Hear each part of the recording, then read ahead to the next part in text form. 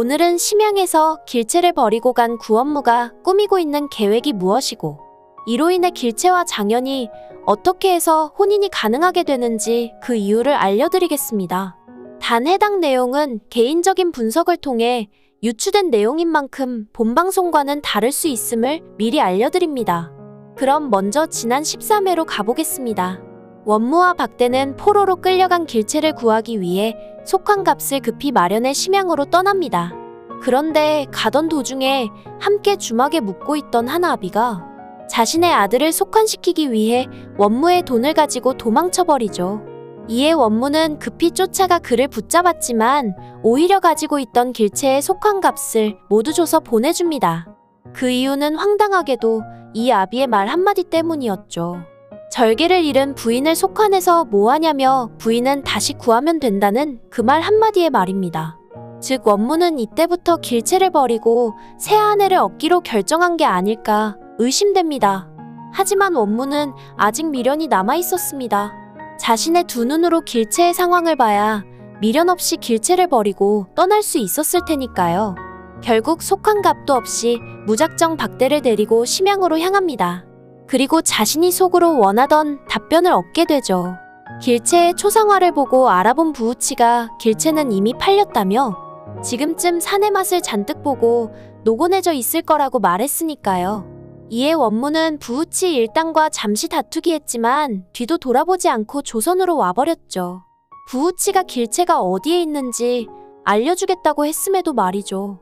그리고 이 사실을 부우치가 길채에게 알려주면서 길채 역시 원무에 대한 기대를 모두 버리게 됩니다.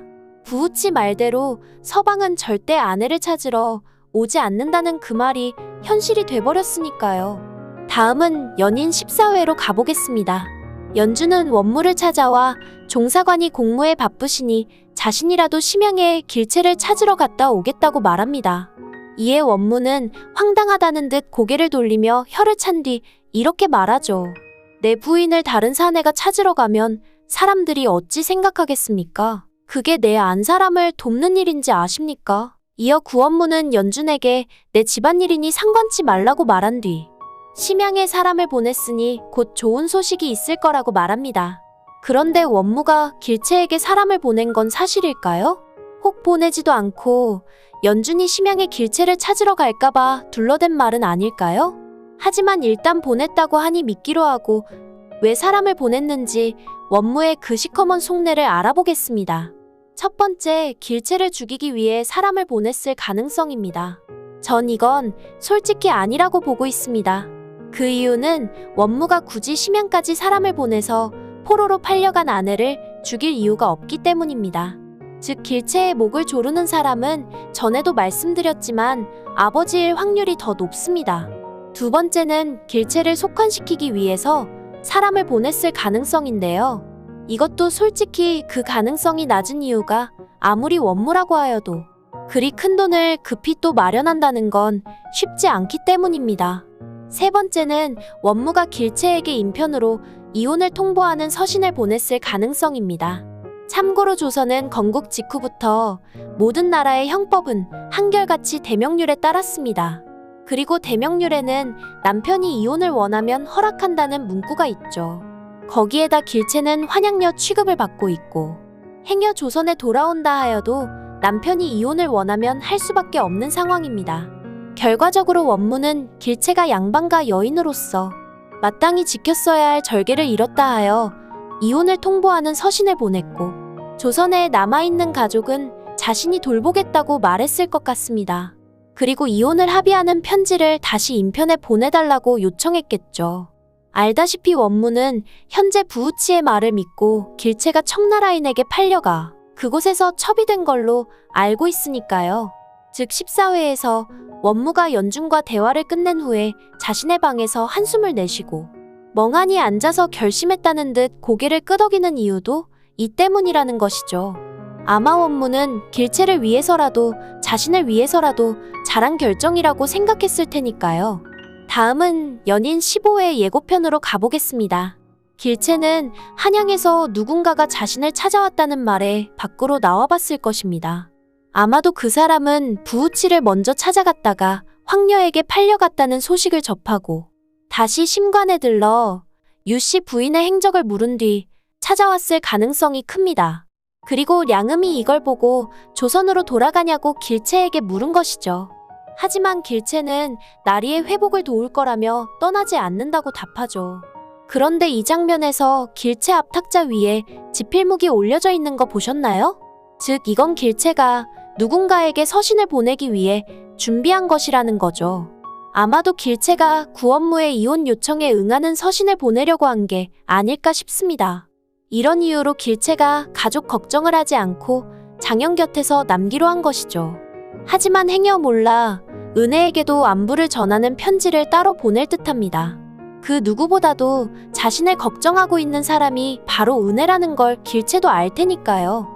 이어 자신은 심양에 잘 있으니 돌아가기 전까지 아버지와 동생들을 잘 돌봐달라고 부탁하겠죠. 그런데 길채가 서신을 원무가 보낸 사람에게 전달할 때 문제가 터질 것 같습니다.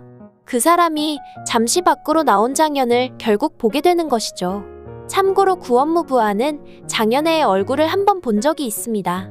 지난 10회에서 길채와 장현이 함께 도망쳤을 때 이 사실을 원무에게 말하기도 했었고요.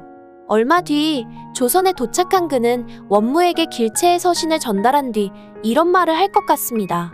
유씨 부인은 이미 속환을 한 상태였는데 제가 그곳에서 그 사내를 봤습니다. 일전에 부인 댁에 함이 들어갈 때 보았던 그 사내였습니다. 이에 구원무는 크게 놀라며 그게 사실이냐며 다시 묻겠죠. 그런 다음 온몸을 파르르 떨며 분노하겠죠. 그리곤 길채가 보낸 서신을 갈기갈기 찢어버릴 것 같습니다. 이어 세장가도 포기하고 길채와 이혼도 없던 걸로 해버릴지도 모르겠네요. 몇 시간 뒤에 은혜도 길채의 서신을 받고 기뻐하며 안도할 것 같습니다. 연준 역시 길채에 대한 미안함을 버리고 자신이 가고자 하는 길을 다시 갈 것 같습니다. 하지만 장철과 함께 가는 길이라서 매우 불안하죠. 자칫 인조의 미움을 사서 반청 세력으로 몰리게 되면 죽음의 길로 함께 빨려 들어갈 수도 있으니까요. 그리고 박대는 길채 오면 진짜 혼나야겠죠. 길채가 지금까지 박대의 식구들 먹여 살린 것도 모자라 그 추운 날 지 마누라랑 자식 새끼 살려보겠다고 업고 다니기까지 했는데 어떻게 원무 따라서 그렇게 미련도 없이 조선으로 와버릴 수 있는지 진짜 대장간에 가서 길채에게 불방망이로 몇 대 쳐맞아야 할 듯 싶습니다. 한편 길채는 심양에서 원무가 이미 장현과의 관계를 다 알아버렸다는 사실을 모른 채 홀가분한 마음으로 장현과 행복한 나날을 보낼 것 같습니다. 원무가 자신을 버리고 간 것이 오히려 잘 되었다고 생각하면서 말이죠. 이후 시간이 흐른 뒤에 심양의 대격변의 시대가 찾아오고 길채는 어떤 계기로 인해 장현과 잠시 떨어져 조선으로 돌아오지 않을까 싶네요. 이 뒤의 내용은 다음 영상에서 알려드리겠습니다. 오늘 준비한 내용은 여기까지입니다. 구독과 좋아요 부탁드리며 많은 의견과 댓글 남겨주세요. 시청해주셔서 감사합니다.